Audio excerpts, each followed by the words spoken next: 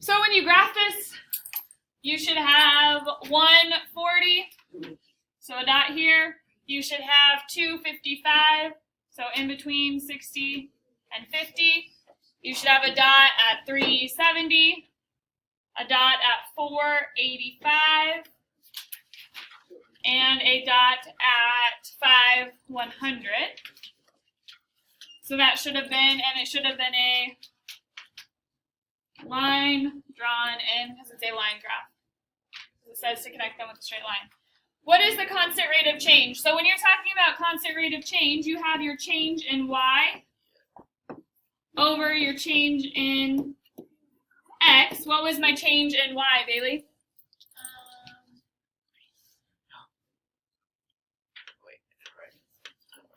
What do these change by? 15. So my change in y was 15 over, what's my change in x, Daniel? 1. So my constant rate of change is $15 per week. Questions on that one? Okay, that should have been the easy one. Jack, are you following along with me? Okay, get your book open, get going. Number 21. Okay, these side conversations are done. Got it? Number 21.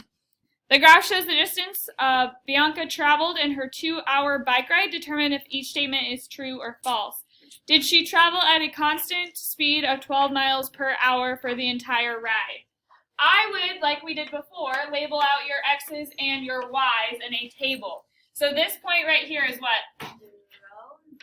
0, 0. This point,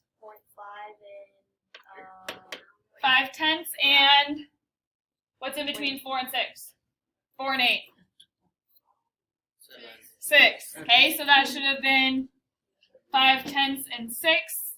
This one is 1 and 12. This one is 1.5. 1 and 5/10 and what?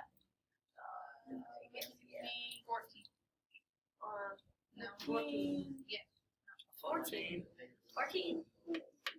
And then this dot would be 2 and 16. Okay, so what did my x's change by, Sean? 2. 25. What? 25. 5/10.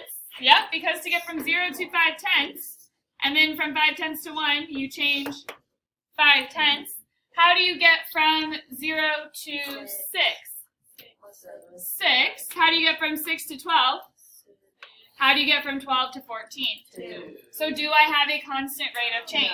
No. So we already know that it's not a constant speed because there wasn't a constant speed at all for the entire ride.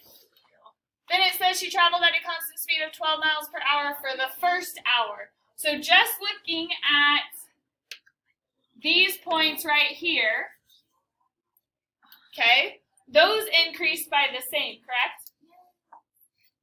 From 0 to 6 is 6, from 6 to 12 is 6, correct? So that's the first hour.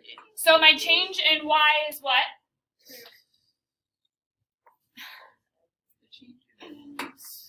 Oh, 6.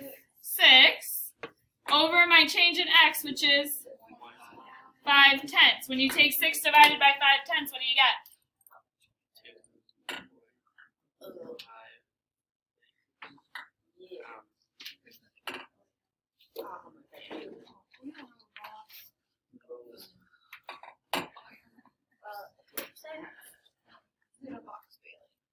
I think we need to count.